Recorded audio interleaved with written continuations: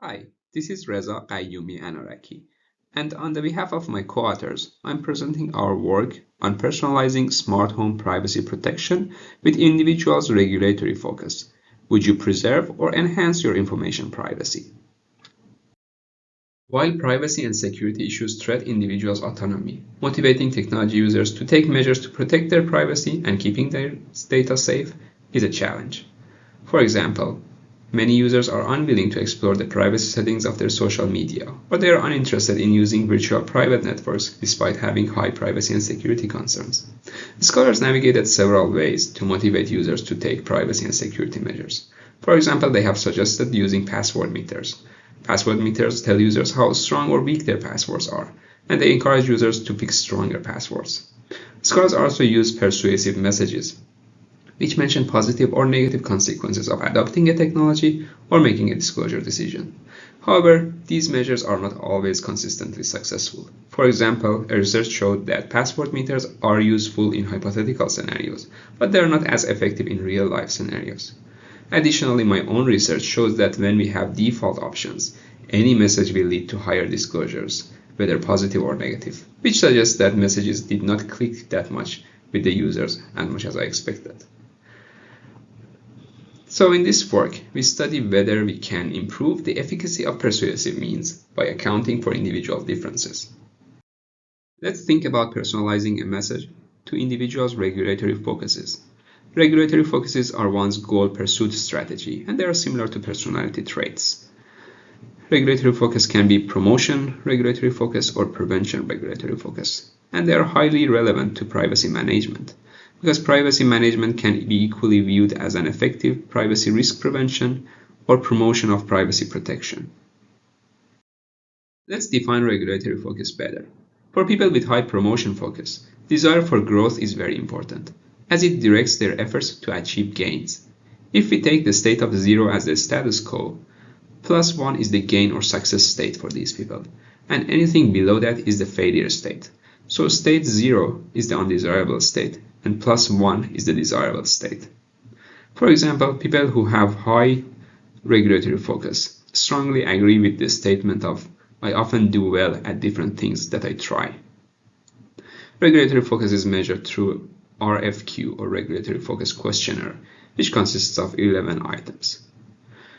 On the other hand, for people with high prevention focus, desire for safety is very important and directs people's efforts to avoid losses. So maintaining the state of 0 and not going to the state of -1 is a success for them. An example of an item in line with high prevention focus is, "I often obey the rules and regulations that were established by my parents." When the external goal pursuit mechanism fits with one's regulatory focus, we have regulatory fit. With regulatory fit, individuals show more positive attitudes about the task and are more likely to fulfill it. For example, car advertisements that focus on safety are more appealing to people with high prevention focus, and advertisements that are focusing on comfort are more appealing to people with high promotion focus. In this study, we pose the following research question. Can we leverage regulatory fit to improve privacy protection behaviors? If so, what are the mechanisms through which regulatory fit increases such behaviors? To address this research question, we designed an experiment in the context of smart homes. In smart homes, network communications of devices are hidden from users, and users are sometimes unaware about the data practices of their devices. IoT Inspector is an open-source software designed by researchers from several universities, and it helps IoT device users monitor their data practices of their devices. For example, it tells users what are the domains that collect data, what's the frequency of this data collection, and so on. We manipulated the introductory text of IoT Inspector in gain and loss frame formats. Here is an example of the introductory text. In one version, on the left side, we used promotion-sensitive keywords. For example, the tool was presented as a privacy-enhancing technology, and the users read that the tool will increase their protection in the online world and increase their data security. In the other version, we used prevention-sensitive keywords. The logo was "Preserve Your Privacy." The tool was introduced as a privacy-preserving technology, and users read that it will defend them in the online world and decrease their data breaches. Here I copied one paragraph of the manipulation text. The users in the loss framed condition read the text before the slash, and the users in the gain framed condition read the text after the slashes. Because we wanted to study the mechanisms through which regulatory fit influences decisions, we decided to account for mechanisms through which we make privacy decisions. And research shows that privacy decisions go through two major mechanisms. The first one is a rational mechanism. Privacy decisions are a result of a deliberate trade-off between the risks and benefits of a disclosure. The second mechanism is a heuristic decision mechanism, which argues that privacy decisions are sometimes driven by mental shortcuts rather than rational elements. Let's talk about conceptual model. So a regulatory fit will motivate individuals to have privacy behavior, in our case downloading IoT Inspector. Other than a direct effect, it's possible that a regulatory fit will lead to having a better assessment in favor of downloading the tool, and so the effect of regulatory fit can arguably be mediated through privacy calculus. It's also possible that the effect of regulatory fit on download behavior is mediated through a privacy heuristic element, trust in our case. So it's possible that a regulatory fit will lead to having a higher trust for the IoT Inspector and in turn downloading the tool. We measured privacy calculus by asking individuals to list their reasons for or against downloading the IoT Inspector. The more reasons individuals listed in favor of downloading and the less reasons they listed against downloading is akin to a higher privacy calculus. The behavior was actually downloading the IoT Inspector or not. We measured privacy heuristic of trust using McKnight's items, and regulatory focus was measured through RFQ questionnaire. This figure shows our hypothesis. Regulatory fits are actually an interaction between regulatory focuses and the framing condition. We have regulatory fit if people with high promotion see the privacy enhancing framing, or people with high prevention see the privacy preserving framing. We recruited participants through a crowdsourcing platform and made sure that they are smart device users. After giving consent, they answered a pre-survey questionnaire, which had questions about their privacy concerns. Then they were randomly placed in one of the gain or loss framing conditions and read the manipulation text. After that, they answered a post-survey questionnaire, asking them about perceptions of IoT Inspector. At the end, they were given a chance to download the tool and use it. We recruited 238 users, 2 of which failed at least one of the attention check questions. This table shows a breakdown of the framing conditions and individuals' regulatory focuses. Here is our results. As expected, a higher trust will lead to having higher download rates. Additionally, if the outcome of privacy calculus is more in favor of using the tool, people are more likely to download the tool.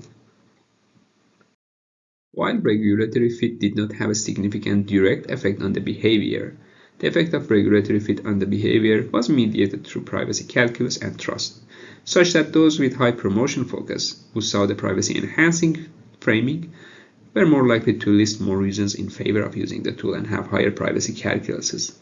However, those who had a high prevention focus and saw the privacy preserving technology framing were more likely to have a higher trust for the tool.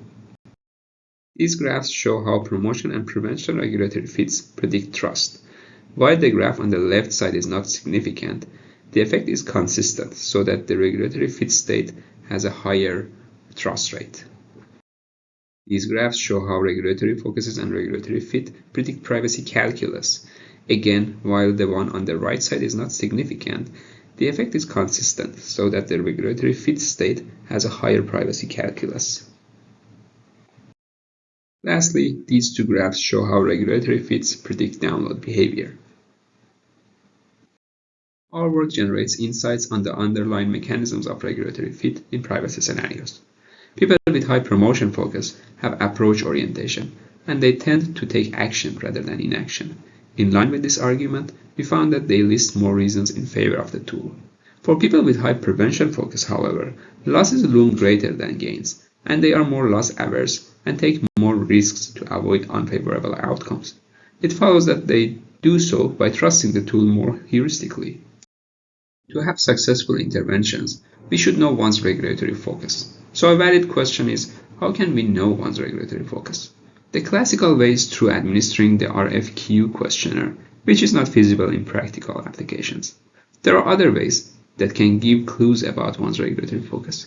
For example, research shows that females are more likely to be prevention focused, or a user's location may give us hints about one's regulatory focus. For example, individualistic cultures are more loss aversive and may have more prevention focused. Additionally, digital traces may have the potential to predict one's regulatory focus, just like how social media behavior is associated with personality traits. We can use regulatory fit in various other privacy-related scenarios. For example, if we want to encourage users to read privacy policies, we can tailor the policy to one's regulatory focus in gain, like to enhance your privacy, please read the policy statement, or in loss terminology, such as to protect your privacy, please read the policy statement. However, every coin has two sides. Dark pattern design can also use regulatory focus to maximize disclosure. For example, a cookie notice can be framed in gain and loss terms. Overall, there is a fine line between persuasive and manipulative design. The Kaileigh community, as one of the major advocates of users, should discuss and explore the ethical boundaries around persuasion. This study had several limitations. We only studied a US-based sample through a crowdsourcing platform. Studying other cultures may lead to having different outcomes. Additionally, my work and others shows that digital literacy is higher among participants in crowdsourcing platforms. Furthermore, we only explored short-term download behavior. Future research should study whether regulatory fit will have longitudinal effects. Please feel free to reach out if you had any questions. Thanks for listening.